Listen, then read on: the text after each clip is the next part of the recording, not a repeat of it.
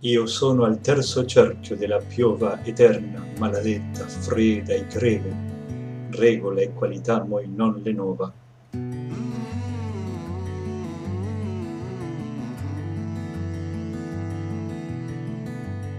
Bienvenidos al Rincón de los Clásicos. Hoy continuamos con la lectura de la Divina Comedia, del Infierno, de Dante Alighieri, el canto sexto, séptimo y octavo. Al despertarse después del desmayo del canto quinto, se encuentra ya en el tercer círculo, donde es castigado el pecado de la gula, de los desórdenes en el comer o en el beber. Lo caracteriza esta lluvia eterna, maldita, fría y densa, pertinaz y constante, sin cambiar jamás. Espeso granizo, agua cenagosa y nieve vertían por el aire tenebroso sobre la tierra que se volvía hedionda al recibirlos. Y como en los círculos anteriores, hay algún personaje mitológico que guarda y custodia el círculo, en este caso, Cerbero, el famoso perro de las tres cabezas que custodia el Hades en la mitología griega y latina. Cerbero, fiera extraña y cruel, ladra como un perro de tres fauces a la gente que está aquí sumergida. Tiene los ojos rojos, el pelo cerdoso y negro, el vientre deforme y las manos con uñas que clavan los espíritus a los que desgarra y descuartiza. La lluvia los hace aullar como perros, se protegen entre sí lado con lado y los míseros se revuelven sin cesar. Cuando nos divisó Cerbero, el gran reptil, abrió la boca y nos mostró los colmillos sin que un miembro de su cuerpo dejase de temblar. Lo caracteriza como el gran reptil, quizá porque también está asociado a la imagen de las serpientes, tiene naturaleza de perro, pero también de serpiente. En la mitología se lo describe con pelos y con melena de serpentina también. Así aparece en la Eneida, en el descenso de Eneas al Hades. En todo caso, aparece figurar este hambre devoradora que necesita tres bocas para devorarlo todo, con una ansia, más que una ansia simplemente física. De hecho, es un demonio, como Dante va caracterizando estos personajes mitológicos, él los ha transformado en demonios, ¿no? Por eso desgarra las almas, ¿no? Clava los colmillos en los espíritus. Cuando nos divisó Cerbero, bueno, empezó a amenazarlos con ese temblor de todo, con sus colmillos y el temblor de todo su cuerpo, ¿no? Todo el cuerpo puesto en tensión, como vemos en los perros guardianes, ¿no? Que se eriza toda la piel, ¿no? Y se tensa todos los músculos del cuerpo. Mi guía, Virgilio, extendió las manos abiertas, tomó tierra a puñados llenos y la arrojó dentro de las fauces de la fiera. Y así como el perro que ladra enfurecido se tranquiliza apenas muerde la presa, pues solo se ocupa y afana en devorarla, así hicieron aquellas bocas atroces del demonio Cerbero, que de tal modo aturde a las almas que quieren ser sordas. Las almas quisieran ser sordas para no escuchar los ladridos de Cerbero. Y con ofrecerle algo que devorar, aunque sea tierra, el barro aparece marcando todo este círculo, quizá como un símbolo de la ínfima naturaleza humana, ¿no es cierto?, de la debilidad misma de la carne, el ser humano hecho de barro de la tierra, según el Génesis, que es una imagen de la fragilidad humana, pero especialmente manifestada justamente por la alimentación y los desórdenes de la alimentación. Nos hace también pensar en otras hambres que devoraban las almas de Florencia y de los hombres de aquel tiempo y de todos los tiempos, ¿no? Más adelante, en otro canto, Dante se va a referir a esta tierra, al mundo, como una pequeña tierra, un terrenito que nos vuelve tan feroces. Este hambre de posesión, de dominio. Quizá esté también aludido ya en esta tierra arrojada a las fauces de Cerbero. Pasábamos por encima de las sombras agobiadas por la tremenda lluvia y poníamos las plantas sobre sus vanos cuerpos con apariencia de personas. Dante permanentemente aclara que él está en un mundo espiritual, por lo tanto es un mundo incorpóreo, pero los ve revestidos de formas, evidentemente por necesidad poética, pero les atribuye efectivamente una especie de imagen visible en esta misma ficción, ¿no? Por eso habla de vanos cuerpos, son cuerpos vacíos, ¿no? Son cuerpos ficticios. Yacían revueltas por tierra, excepto una que se sentó apenas nos vio pasar por delante. Este alma con el que Dante se encuentra se llama Ciacco, que algunos dicen, bueno, es una palabra para designar al cerdo y por eso aplicaría a cualquier persona aquejada por este vicio de la gula, pero también a un noble, que este era su apelativo en tiempos de Dante, con el cual él conversa. Por el dañoso vicio de la gula me agito bajo la lluvia, como ves. Y Dante le responde, Ciacco, tu martirio me pesa y me conmueve hasta el llanto. Pero dime, si lo sabes, ¿a qué punto llegarán los ciudadanos de la ciudad dividida? Si queda allí algún justo, y la razón por la cual la asalta tanta discordia. Le hace estas preguntas Dante sobre su ciudad, sobre Florencia, y se permite entonces escribir una especie de pseudo profecía, ¿no es cierto? Digo pseudo porque Dante la escribe ya conociendo el desarrollo de los acontecimientos, pero él ubica la ficción poética en el 1300, por lo tanto el Dante personaje ignora todavía estas realidades. Ciacco responde, después de largas disputas, me dijo, verterán sangre, y el partido salvaje derribará al otro con grave daño. Luego convendrá que éste sea a su vez derribado, después que pasen 3 soles, y suban los otros con la fuerza del que ahora alaban. Llevarán por mucho tiempo la frente alta, oprimiendo gravemente al otro por más que éste llore y se avergüence. Hay 2 justos, y no los escucha nadie. Soberbia, envidia y avaricia son las 3 chispas que inflaman los corazones. Con esto puso fin a la lamentación. De manera que seguramente los personajes mencionados aquí de forma velada eran claros y conocidos por los conciudadanos de Dante. Estos 2 justos, que nos recuerdan a los 2 justos que menciona el libro del Apocalipsis, en medio de la ciudad corrompida, en medio de Babilonia, hay 2 testigos fieles, podrían referirse a Guido Cavalcanti y al mismo Dante Alighieri en medio de esta Florencia que se va haciendo pedazos. Soberbia, envidia y avaricia, las 3 chispas podríamos también asimilarlas a las 3 fieras que acosaban a Dante en el canto primero. Ahora Dante le pregunta por personajes de la ciudad, por Farinata, por Arrigo, por Mosca, por Rusticucci, etc. Este es uno de esos pasajes que hace que algunos críticos, con cierto desprecio, hablen de esa guía telefónica de Florencia que es la Divina Comedia. Pero estos pasajes, quizá para nosotros aburridos porque no conocemos a los personajes y los pormenores que son aludidos, serían los que volvían apasionante el poema para los conciudadanos de Dante, ¿no? Eran pasajes de vibrante actualidad.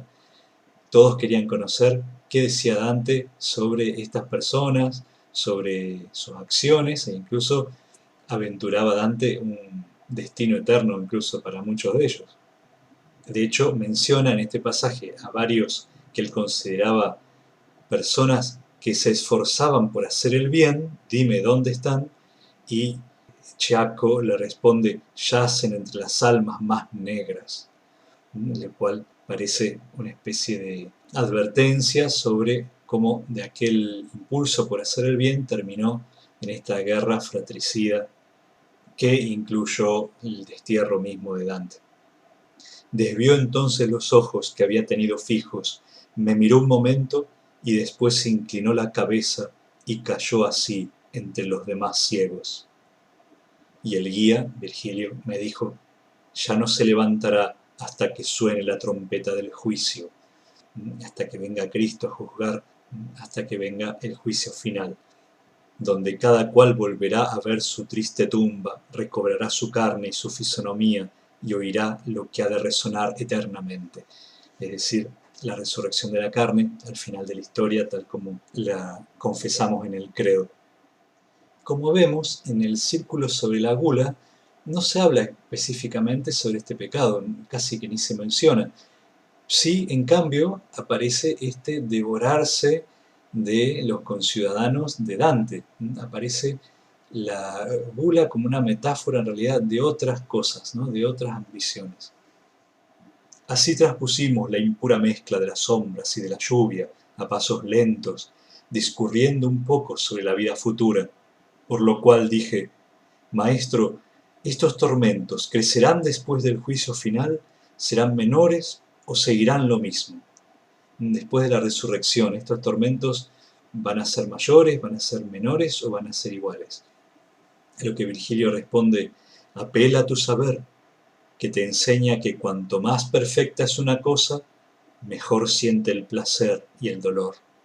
Es decir, los cuerpos resucitados van a perfeccionar la realidad del alma, por lo tanto van a percibir con mayor agudeza tanto el placer en el cielo, las almas en comunión con Dios, como el dolor, las almas separadas de la visión de Dios, van a sufrir más, ¿no? Hay una sentencia de San Agustín que dice: cum fiet resurrectio carnis, cuando ocurra la resurrección de la carne, et bonorum gaudium maius erit et malorum tormenta mayora. Es decir, serán los gozos de los buenos serán mayores y los tormentos de los malos peores. Dimos la vuelta a la redonda de aquel camino hablando de más cosas de las que digo aquí, y llegamos al punto en que se desciende, donde encontramos a Plutón, el gran enemigo. Y ahí termina el canto sexto con la presencia de este guardián del cuarto círculo.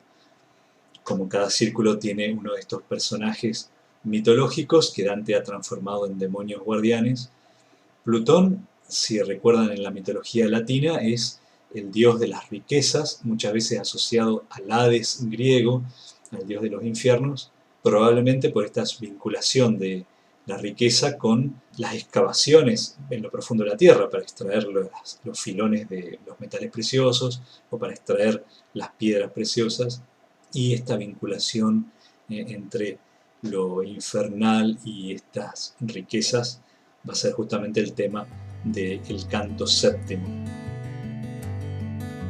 El canto séptimo comienza con un verso en un lenguaje oscuro, demoníaco, creado seguramente por Dante. Algunos piensan que no, que es una mezcla de palabras griegas y hebreas, otros opinan que es francés. Bueno, ningún crítico coincide en qué significan. Papé Satán alepte. Evidentemente hay una invocación a Satán, pero no podemos decir mucho más. En todo caso, es lo que comenzó a decir Plutón con voz ronca. Plutón aquí parece representar esta locura de la ambición por las riquezas. En este círculo, en el quinto círculo, se condena el mal uso de las riquezas, tanto en la avaricia como en la prodigalidad, ¿no? En el derroche. Dos vicios contrarios. Pero Plutón parecería encarnar cierto grado de insanía, ¿no? De locura, de falta de razón, y su grito mismo, inarticulado, probablemente esté expresando esta furia. Y el amable sabio, que lo sabía todo, dijo para animarme: no te detenga el temor, por mucho poder que tenga, no impedirá que bajemos a este círculo. Luego se volvió hacia aquel rostro disforme y añadió: calla, lobo maldito, y consúmete en tu propia rabia. No sin razón venimos a lo profundo.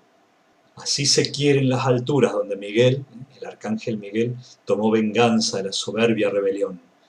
Es decir, castigó la rebelión de los ángeles. Y ahí, ante la mención de Miguel, Plutón se derrumba, y Dante lo expresa con una imagen también de las suyas. Como las velas hinchadas por el viento caen revueltas cuando el mástil se rompe, así cayó a tierra la fiera cruel. Podemos imaginar, sobre todo viéndolo desde abajo, el quebrarse del mástil y el gran velamen derrumbarse. Así cayó este dios de las riquezas, este antiguo dios pagano, este demonio, como un personaje gigante que se viene de golpe abajo. Y entonces descendimos al cuarto foso, penetrando más en la doliente ribera que se traga todo el mal del universo. Y entonces, bueno, Dante se pregunta, ¿por qué nuestras culpas nos destruyen de ese modo? Como las olas se estrellan unas contra otras sobre la roca de Caribdis, así hace aquí el remolino de los condenados. Así como los condenados en el círculo de los lujuriosos parecían un vendaval, un viento huracanado, y después en el círculo de la gula parecen como este barro en el que se funde la lluvia.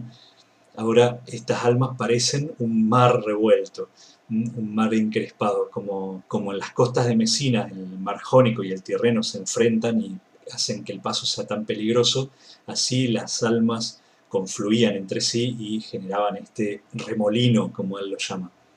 Vi mayor muchedumbre que nunca, y los de un lado y los del otro daban furiosos aullidos, soportando pesas con el pecho.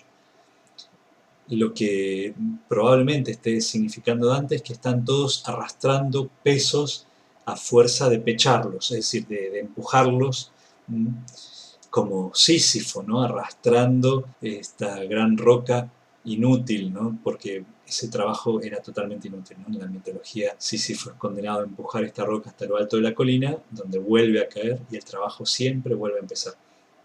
En este caso parecería que estas almas están también condenadas a algún castigo semejante, pero formados por dos corrientes contrarias, justamente los avariciosos y los pródigos, ¿no? Los derrochones. Se entrechocaban y se revolvían, retrocediendo y gritando, ¿por qué atesoras? ¿Y por qué derrochas? Así volvía cada uno al punto de partida por el tétrico círculo, gritándose siempre el mismo estribillo odioso, para regresar de nuevo y al juntarse en el centro renovar su injuriosa algarabía. Y yo, que sentía mi corazón traspasado de piedad, dije, Maestro mío, explícame qué gente es esta, y si fueron clérigos todos los tonsurados que están aquí a nuestra izquierda. ¿No? Hay una parte que hay muchos tonsurados, efectivamente. Parece que la avaricia es uno de los vicios del clero en tiempos de Dante. No digo nada del clero moderno. Me contestó, todos fueron tan cortos de inteligencia en su primera vida que no hicieron ni un solo gasto con mesura. Los separa una contraria culpa. Estos, que no tienen cabello sobre la cabeza, fueron clérigos y papas y cardenales, sobre los que tuvo imperio la avaricia. Y después, más adelante, en una sentencia notable, dice, la falta de conocimiento que tuvieron en la vida los hace ahora desconocidos. Hace una especie de juego de palabras. Las conoscente vita che i fesozzi ad ogni conoscenza or li fa bruni. Es decir, que por eso Dante no los puede reconocer, se han vuelto irreconocibles, porque ellos no conocieron la verdadera sabiduría, específicamente, bueno, en este uso de los bienes materiales. Y anuncia Virgilio que resurgirán del sepulcro estos con el puño cerrado y aquellos sin pelo, por gastar mal y por guardar mal. Aquí puedes ver, hijo mío, la corta duración de los bienes confiados a la fortuna, por los cuales se afanan los humanos. Y todo el oro que hay y el que hubo sobre la tierra no podría darles reposo ni a una sola de estas fatigadas almas. Maestro, le dije, dime, ¿qué es esta fortuna de que me hablas? La fortuna es una de las grandes imágenes de la literatura clásica, tan querida por la Edad Media, ¿no? Esta doncella que hace girar una rueda inmensa donde las personas son sometidas a un giro constante, no pueden permanecer en un lugar fijo. El que está arriba, en la cumbre, el que es rey, está siempre ya a punto de caer, y el que ha caído empieza a ascender también. El que está subiendo se esfuerza y el que está cayendo pena. De manera que los bienes de fortuna, como se decía, son siempre pasajeros. La fortuna parece ser para Dante la antítesis de Plutón, ¿no? Plutón expresaría la ambición como una suerte de insanía, de locura, y la fortuna como cierto orden, cierto ritmo que Dios quiere darle a los bienes materiales para que el hombre los utilice y se aproveche de ellos y no sea el hombre el que gire alrededor de esos bienes. Dice Virgilio, aquel cuya sabiduría trasciende todo hizo los cielos y les dio una guía, de modo que de una parte a otra llegara el esplendor con la luz distribuida armoniosamente.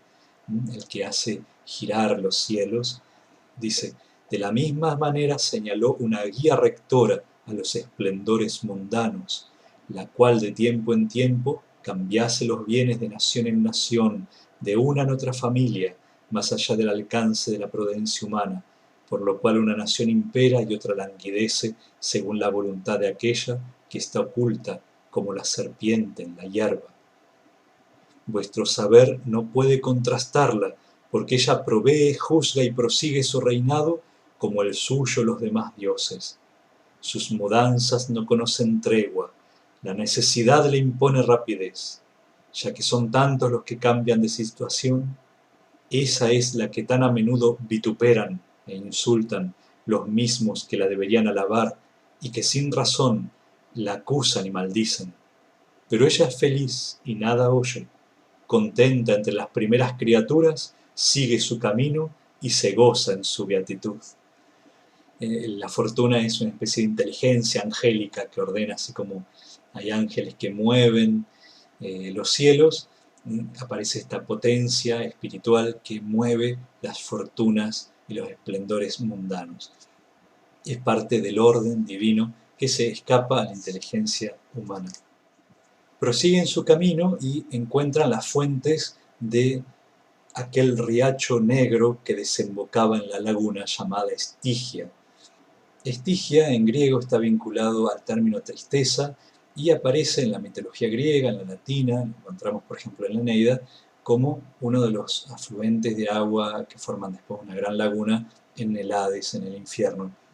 Las aguas de la Estigia parecen constituir ya las fronteras del quinto círculo donde se castiga el pecado de la ira. Pero en la espiritualidad medieval la ira está vinculada a la asedia, una especie de tristeza particularmente asociada también a la ira. No es la tristeza, la pena por algún mal que hayamos sufrido o una depresión, ¿no es cierto? No se trata de ese tipo de tristezas, o la melancolía, como se llamaba también en la antigüedad. Se trata de la tristeza que deviene muchas veces de la envidia y que está tan vinculada a la ira misma. Algunos, pero no es lo que Dante está diciendo aquí, hablan de la asedia como el pecado de la pereza espiritual también, como una especie de desgano, no frente a cualquier actividad, sino específicamente a hacer el bien. Vi en aquel pantano gentes cubiertas de lodo, desnudas todas, con semblante iracundo. Se golpeaban entre sí, no solo con las manos, sino con la cabeza y con el pecho y con los pies, arrancándose pedazos con los dientes. Una gran imagen, ¿no es cierto?, del mar de la ira, donde las personas se devoran entre sí.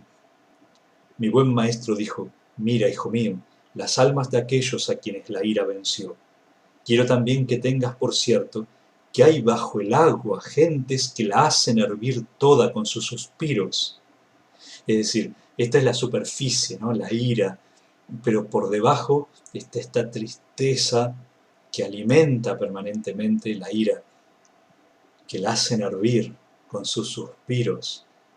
Metidos en el cieno, dicen, estuvimos tristes en el aire dulce, alegrado por el sol, porque llevamos dentro turbios vapores, y aquí nos entristecemos en la negra charca.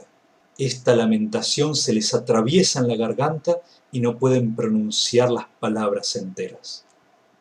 En la expresión misma, estuvimos tristes en el aire dulce, alegrado por el sol, queda expresada esta cerrazón voluntaria del corazón, ¿no?, esta tristeza voluntaria en un mundo donde deberían haber sido felices. No es cualquier pena o cualquier tristeza de la que Dante está hablando aquí, es la pena que deriva precisamente de la envidia y de esta lucha constante. Probablemente todos conocemos personas que están tan encerradas en sus odios que no pueden ver nada más, que nada más les alegra la vida, ni siquiera las personas que los aman y que los rodean con sus cuidados parecen pasar desapercibidas frente a esta especie de manía que es esta ira y esta tristeza voluntaria.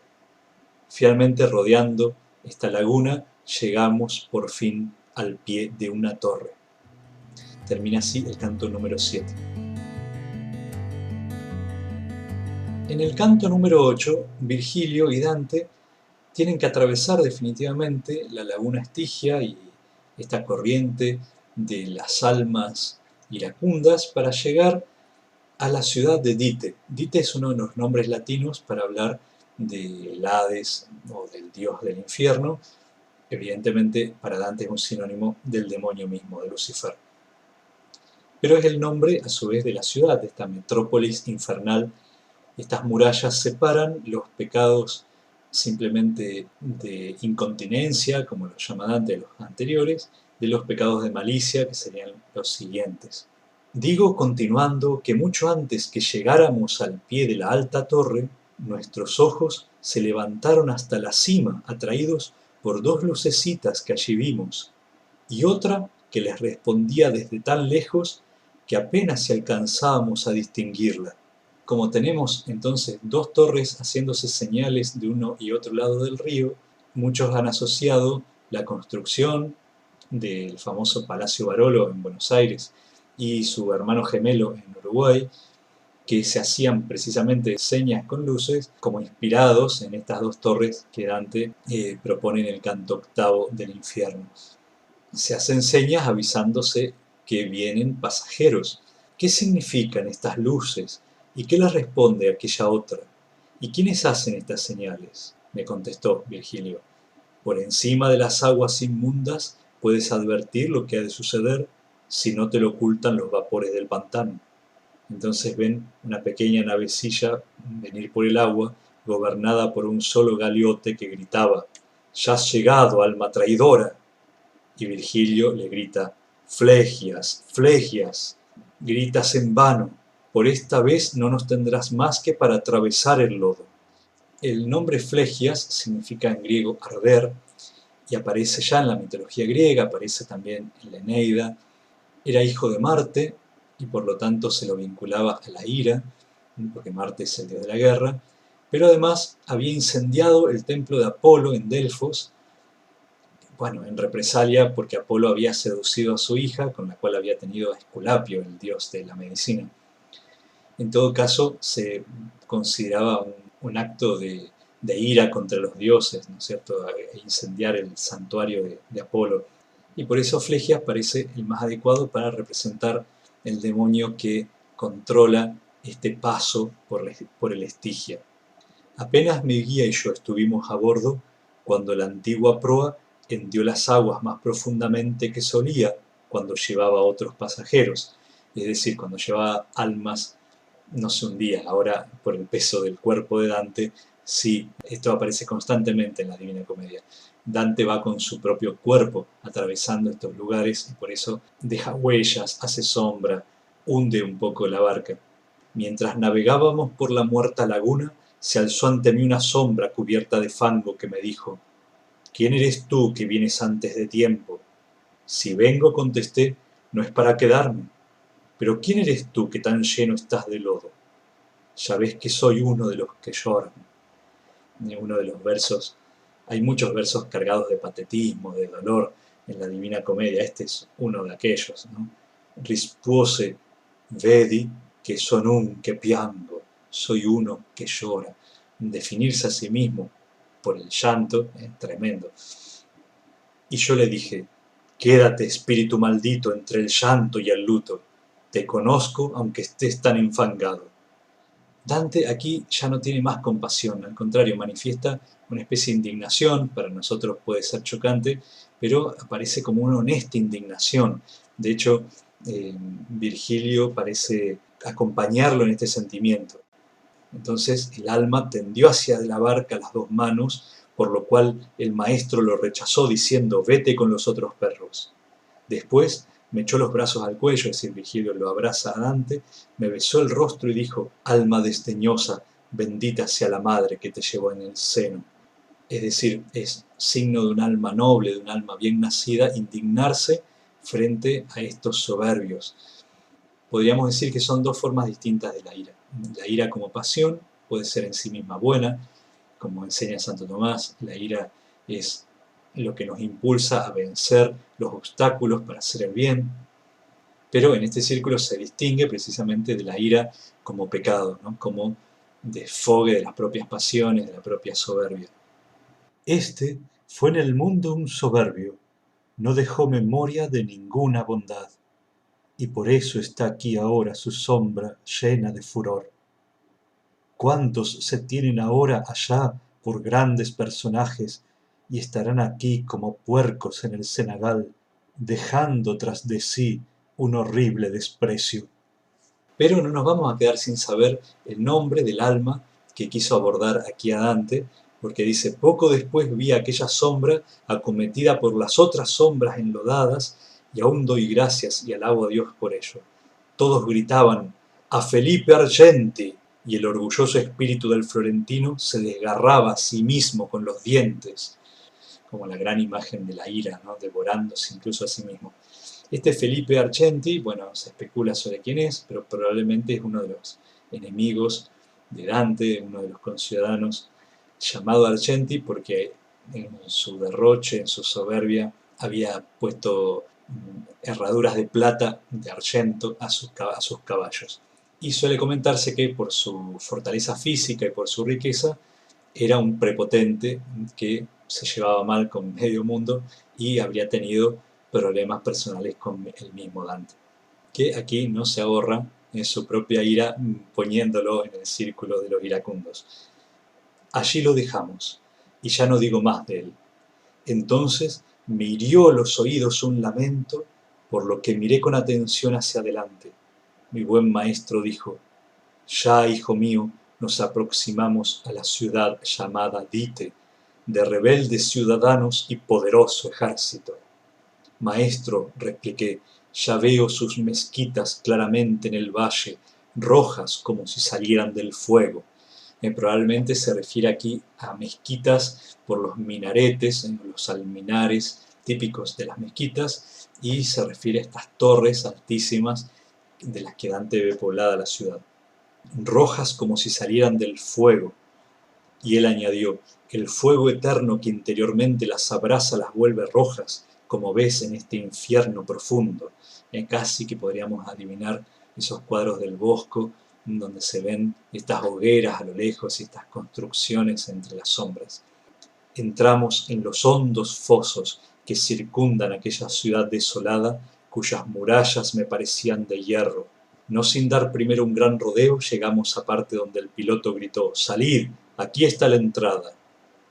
Vi a la puerta más de 1000 de los caídos del cielo, de los ángeles caídos, de los demonios, que rabiosamente decían: «¿Quién es este que sin morir va por el reino de los muertos?». Ya ven que no los van a dejar pasar fácilmente, por eso Virgilio intenta hablarles. Ellos entonces cedieron un poco en su actitud hostil y dijeron: «Ven tú solo, y que se vaya el que atrevidamente penetró en este reino, que se vuelva solo por el sendero de su locura. Pruebe si sabe, pues tú, que le has demostrado los oscuros caminos, te quedarás aquí». Parecen querer raptar a Virgilio y dejarlo solo a Dante, que se arregle si puede volver. Piensa, lector, si me aterró al oír aquellas malditas palabras, pues no creí regresar jamás. Ya habíamos bajado hasta aquí y ya solo no iba a poder volverme. Oh, dije, querido guía, que más de 7 veces me has dado seguridad y me has sacado indemne de los peligros que me cercaban. Ya más de 7 veces, 9 dicen algunos, Virgilio ha confortado a Dante hasta aquí. No me dejes desamparado, y si el pasar delante se nos prohíbe, volvamos sobre nuestros pasos enseguida. Dante dice: bueno, huyamos de aquí rápidamente. Y aquel maestro que me había conducido hasta allí me dijo: no temas, nuestro paso no puede detenerlo nadie. Tal es quien nos lo ha concedido. Dios mismo nos ha concedido hacer este viaje. Espérame aquí y tranquiliza tu fatigado espíritu con buenas esperanzas, que yo no te dejaré en este mundo tan bajo. Se alejó así aquel dulce padre. Virgilio es caracterizado como maestro, pero también como padre. Conforta, protege, le da esperanzas incluso en esta situación que parece casi desesperada. Y allí permanecí dudoso entre el sí y el no, entre el temor y la esperanza. No pude oír lo que les dijo, pero no estuvo con ellos mucho tiempo, y todos a porfía se entraron. Cerraron nuestros adversarios la puerta delante de mi señor, que se quedó fuera y volvió hacia mí con lentos pasos. Traía bajos los ojos. Se encerraron todos dentro de la ciudad. ¿Quién me niega la entrada en la casa del dolor?, se pregunta Virgilio. No temas aunque me veas agitado, pues saldré airoso de la prueba, cualquiera que sea el obstáculo que se me ponga desde dentro. Esta osadía de cerrarnos la puerta no es nueva, pues ya lo usaron ante otra puerta menos secreta que aún sigue abierta hasta hoy. Es decir, cuando quisieron cerrarle la entrada a Cristo. Sobre ella viste tú la inscripción mortal, es decir, abandonad aquí toda esperanza vosotros los que entráis, como leímos en el canto número 3. Esa puerta ha sido rota, Cristo bajó para llevarse del limbo a las almas de los justos. Por esa puerta, dice Virgilio, ya desciende por ese sendero atravesando los círculos sin escolta aquel por quien la ciudad se nos abrirá. Y Virgilio anuncia que está viniendo alguien, ya está descendiendo sin escolta, alguien que es más poderoso que ellos y va a abrirles la puerta de esta ciudad. Y así concluye el canto número 9. Nos vemos la próxima. Dios los bendiga.